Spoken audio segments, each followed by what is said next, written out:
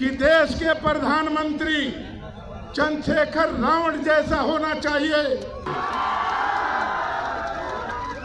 हम लोग इसी प्लानिंग में हैं, तब 85% का प्रधानमंत्री नहीं बन सकता है। 1585 का लड़ाई काशी राम जी देश में प्रचार प्रसार किए, बहन मायावती जी आई, आज आपका भाई चंद्रशेखर रावण जी आया है। बिहार बदलेंगे, देश भी बदलेंगे, लेकिन आप जब शांति बनाकर रावण जी के बाद, ददन यादव के बाद आप सुन कर जाइएगा, हो गया तो देश के गद्दी पर दूसरा नहीं बैठ सकता है। आज के दिन में आप लोग के सहयोग से चंद्रशेखर रावण जी को पूरे देश के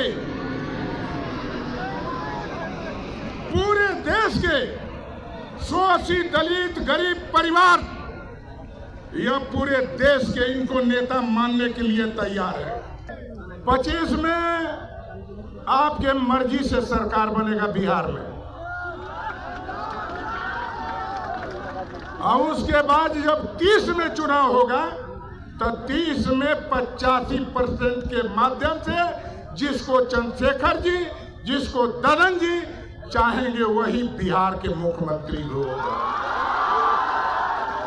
कहते हैं कि हम छोटी जात में हैं, कोई भी व्यक्ति अपना मन मना ले कि हमसे कोई बड़ा आदमी नहीं है, तो समझो कि आपसे कोई बड़ा व्यक्ति नहीं हो सकता। चाहते हैं शोषित दलित गरीब परिवार के नौकरी में आरक्षण के मुताबिक नौकरी होना चाहिए। यह विधानसभा की बात हो, चाहे मेडिकल की बात हो, चाहे आर्मी की बात हो, चाहे बिहार में फौज की बात हो, इतना भारी नौजवान हमारे लोग दिखाई देते हैं तो दिल में बहुत भारी दुख होता है।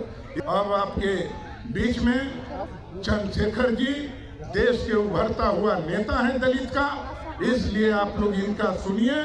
इसी आपके बूढ़े पुराने देवतारों भी जनता नौजवान दोस्तों को आशीर्वाद देते हुए पाटलिपुत्र के धरती को हम नमन करते हैं, प्रणाम करते हैं कि ये धरती मां लोगों में इतना शांति हो कि जो लोग जैसा नेताओं से उम्मीद रखता है वैसा उम्मीद पूरा करके दिखा दे। यही संकल्प के साथ अपना बात देश के उभरता हुआ नेता चंद्रशेखर जी को पटना के धरती पर बहुत बहुत बधाई देते हुए अपना बात हम समाप्त करते हैं। इतना बड़ा नेता के आप लोगों ने बुलाया, आप लोग के चलते यहाँ पर आप लोग के बीच में मिलर स्कूल में आने का ये काम किए हैं, तो आप लोग को शांति बनाए रखना चाहिए। आप लोग बोलते हैं जब तक ये लड़का है बैठ जा,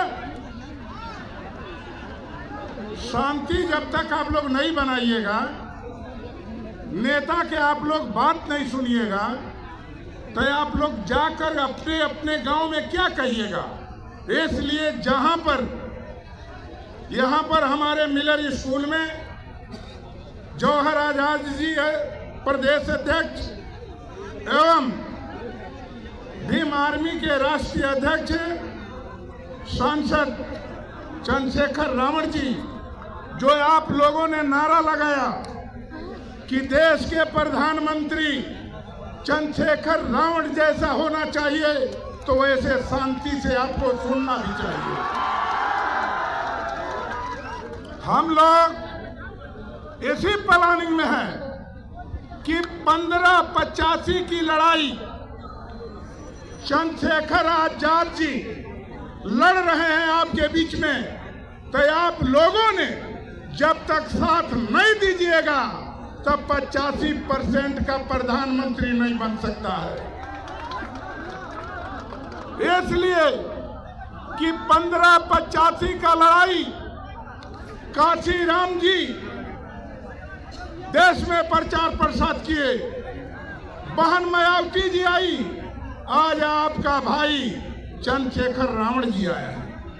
इसलिए आप लोग से मैं बताना चाहता हूं कि अब लड़ाई हम लोग मिलजुल कर बिहार बदलेंगे, देश भी बदलेंगे, लेकिन आप जब शांति बनाकर रावण जी के बाद, ददनजादों के बाद आप सुन कर जाइएगा, तब अपने अपने गांव में बताइएगा।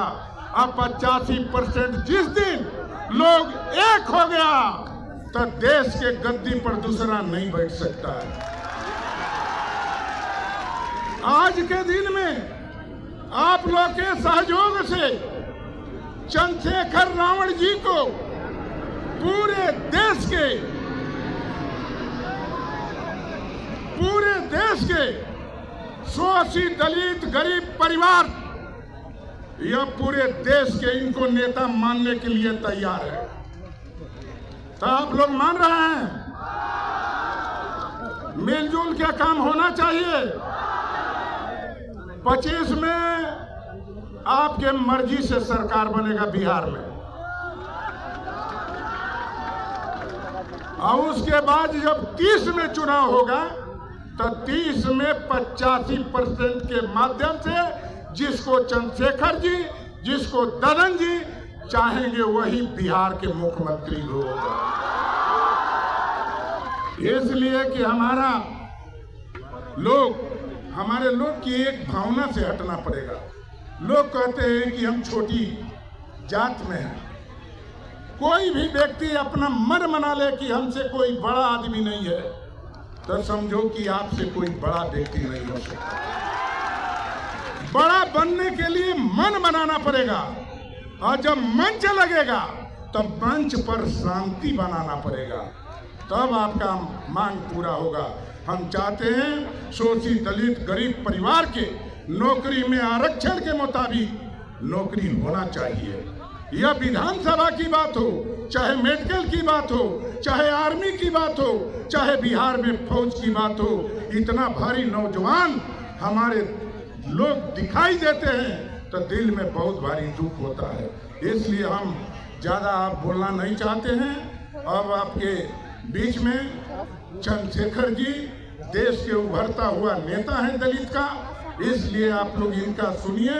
इसी के साथ आए हुए तमाम मंच के लोगों को हम अपने तरफ से बधाई देते हैं। आपके बूढ़े पुराने देवतारोपी जनता नौजवान दोस्तों को आशीर्वाद देते हुए पाटलिपुत्र के धरती को हम नमन करते हैं, प्रणाम करते हैं कि ये धरती मां लोगों में इतना शांति हो कि जो लोग जैसा नेताओं से उम्मीद रखता है वैसा उम्मीद पूरा करके दिखा दे। यही संकल्प के साथ अपना बात समाप्त करते हैं और देश के उभरता हुआ नेता चंद्रशेखर जी को पटना के धरती पर बहुत बहुत बधाई देते हुए अपना बात हम समाप्त करते हैं।